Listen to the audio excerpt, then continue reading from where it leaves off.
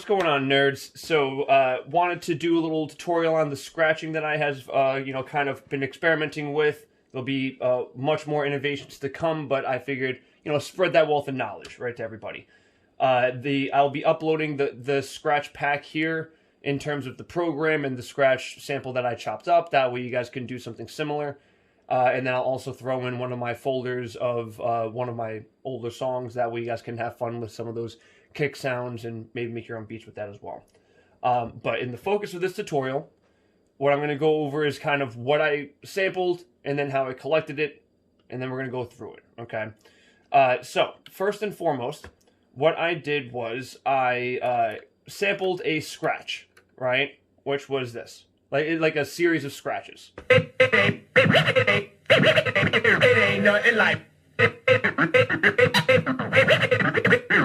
Now, when I have that, you can obviously, in a way, you can almost like maybe just find a certain one if you want to trigger like 8 or 8, and then have that be on one pad. But to make this more about me scratching and having more control over it, what I did was I then chopped up and went through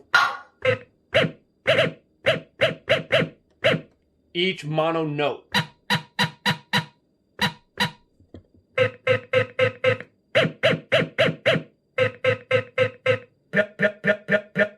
Right? So the reason why I did that is because now when I'm actually hitting the notes,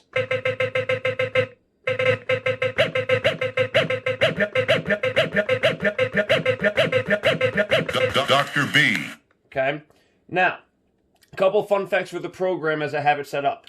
Number one, they are all set on one mute group. That way, if I do end up triggering one over the other at the same time, only one will play. So, for example... Okay, number two, especially for the vocals, I have them on note on, meaning that I have to hold down the pad to play the full thing. Dr. B. Dr. B. Dr. B. Okay? This can only be the work of Dr. B. So I have them on note on, and then I all have them onto one mute group. Okay? I then have the independent mono note, like the specific mono note of each scratch that I like the sound of applied to a pad. Okay, so that's the fundamentals here. Now, this is all in the program, so in order to take advantage of this performance, you have to have a beat playing already, right? So in this case, I'm using the beat that I made on the KO. I'm pressing, this play. And what I'm doing is I'm running the KO into my mixer. The mixer's running into my MPC so I can sample it. And then as you can hear it right now, it's running through the MPC and then out to the speakers, right?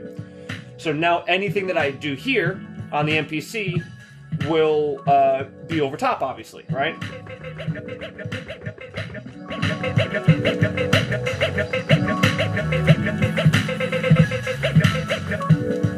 Okay, so when it comes down to just scratching, I'm going to go over the full thing in a little bit, but when it comes down to just scratching, here's the key.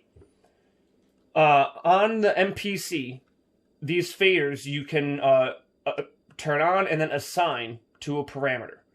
These parameters can be anything from, and here I'll just go over here. You'll see that it is assigned to tune, okay?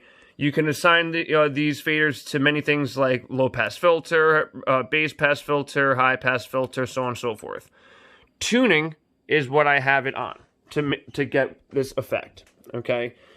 There's a big difference between tuning and modulation. Modulation in terms of like a keyboard will only pitch bend maybe about 1/5 of an octave, right? Kind of like if you take a guitar note and then you bend it, that's about as far as you'll get. But when you actually have a tune on an MPC like this, you can take this note and then way octaves higher, right? So that one note now, after tuning it, can now be...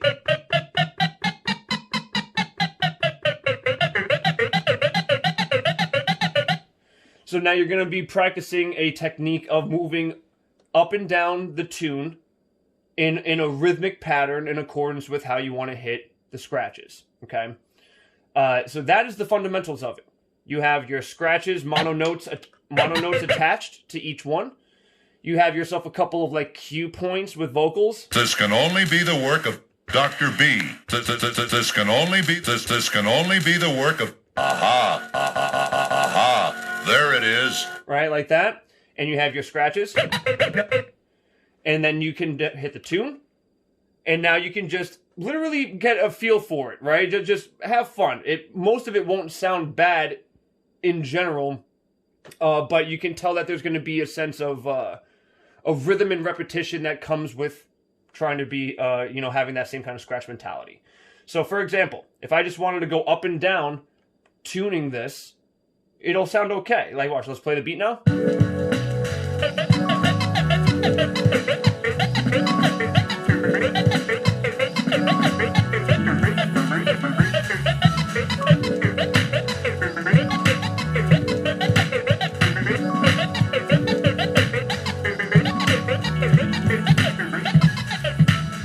So that's just using one pad in the tune, playing the beat. Very straightforward, right? Now, when I assigned my notes, I wanted to do something like this. I have here, which is not a scratch. It's more of like a right before the actual like tear, if you will. So then you have that, and then right, an actual tear, as I would call it. Sorry. So what this allows me to do is this.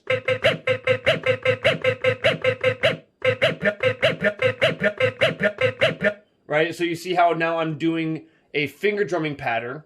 1, 2, 3, 1, 2, 3, 1, 2, 3, 1, 2, 3, 1, 2, 3. And that will now give it more of a blah, blah, blah, blah, blah, blah, kind of like you're doing with the turntable.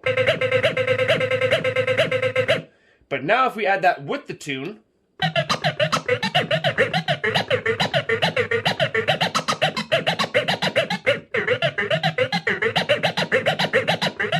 so you see how now it automatically sounds that much more organic, just now using 2 in a rhythmic pattern. So now let's add in a third, right? Let's do with the, as I did in the video, a Dr. B. Dr. B. Dr. B.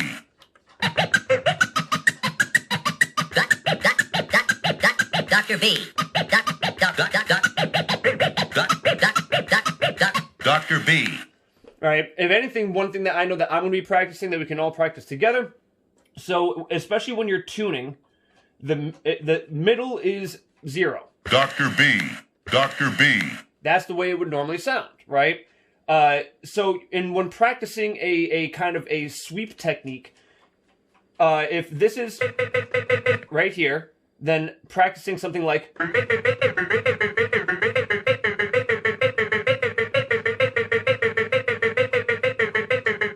right, just kind of going up and before and trying to practice placing it back onto where the original note is. And in that way, when you want to do something like Dr. B. right, you can kind of have a better idea of going up and down with the scratches while then still landing on the actual more natural sounding Dr. B. right? Does that, hopefully that makes sense? But now here's where you can really experiment. Because now between having, you can now go between just these 6, or again, even over here I have a long, and then over here I have a short cut of that one. So now you can have a different kind of scratch.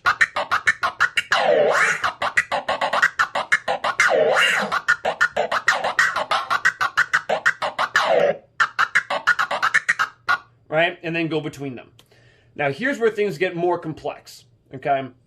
The KO has effects. So, as you can see here, if I hold the effects button and then press any of 1 through 15, because 16 is actually no effects, you'll get different effects going through. So,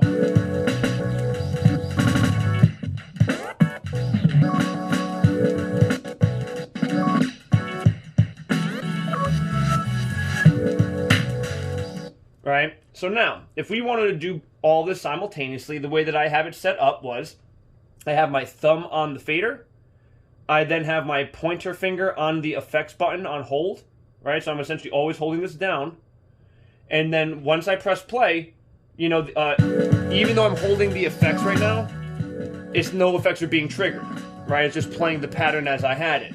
So I can do the scratches, and then when I want to, I can put one of my fingers down.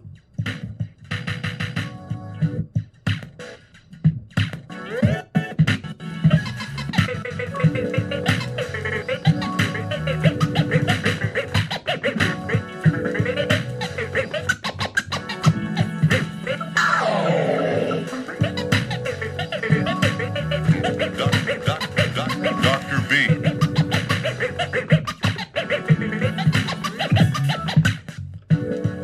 Right?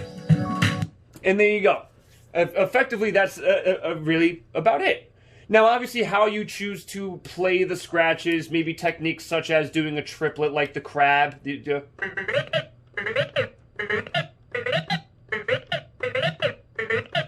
are things that we always practice and will continue to. You can look up different scratch techniques to kind of figure out how you might be able to get a similar technique across on the pads.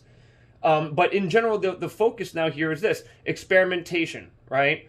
What other kind of cue points can I mix in? Can I fit in something that, you know, might now be new scratches? So this is going to be like my go-to now program, right, for scratching right now. And then as I find more scratches, cut them up and decide where I want to put them. The reality is that with tuning, how you go about playing these scratches, they're fairly universal. One last tip before I let you guys go, though. If you notice, here I have... Now, it might not sound... Oh, actually, because they aren't the same. So it should be this. Those are the same sound, but one is tuned a 1 degree lower. So we have...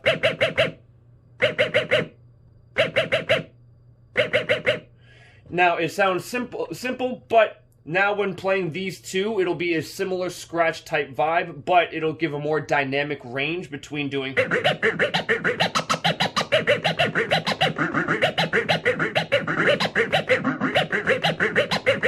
So it just kind of adds a little more dynamic range for that, and then of course going between like a...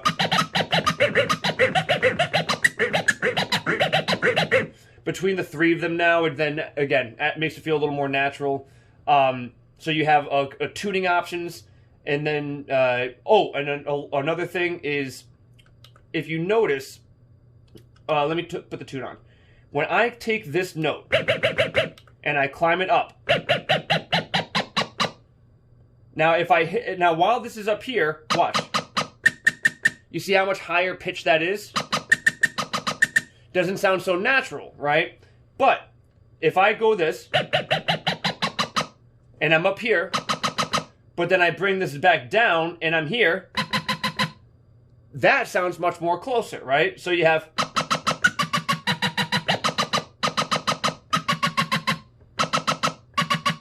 So now what that means is this. Watch as I go using a back and forth technique on the tuning. I'll be going between these two pads, but it won't sound so drastic in difference, because what I'm doing is I'm timing out hitting the higher pitch scratch for when I'm starting to be back lower in the tune. That way I can then climb higher. So here's an example.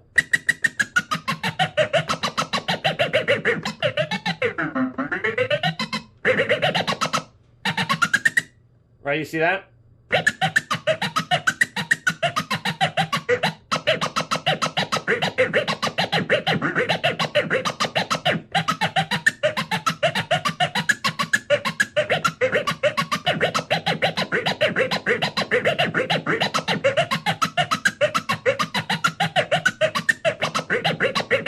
So you see how as I'm going right before I'm about to go back to the previous or next pad, I'm actually making sure that I'm back at a starting point that makes it feel like it's in a closer octave and dynamic range. Okay, so that about is the overall tutorial, right?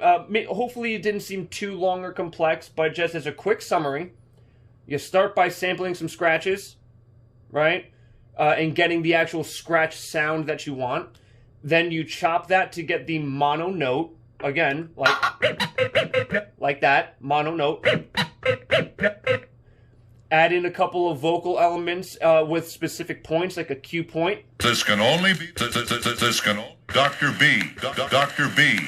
Make sure that they are all on the same mute group. Make sure that all of the vocals are on note on, not one shot. And then from there, you're going to want to put the whatever. You can do a knob if you want to.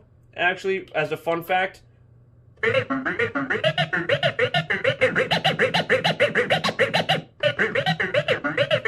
To me, it just feels more natural with a fader. But if you have knobs on your controller, as well as faders, and you have a preference of one over the other, the main thing to note is that you are using the tune parameter, so that way you can go from all the way up to with just the one control.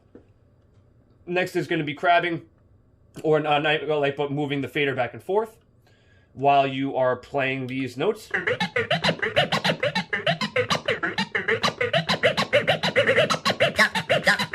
Dr. B. And then, of course, having any music being played through the machine while you're doing it. So again, in my case, I'm playing the beat from the KO.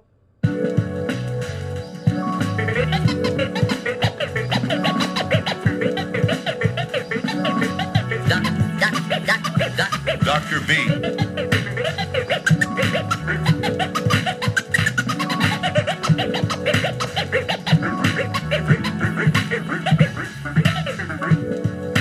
There you go.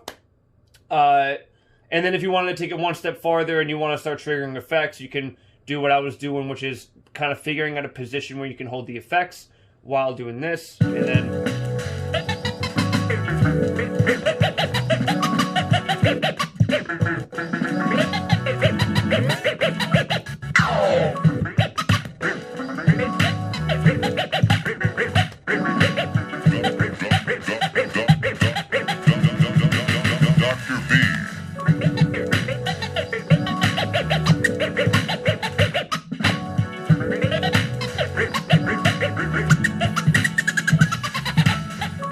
Right, there you go. So have fun, get nerdy. I'm gonna just focus on exporting this, and I'm gonna be uploading the folders as a pack onto Patreon.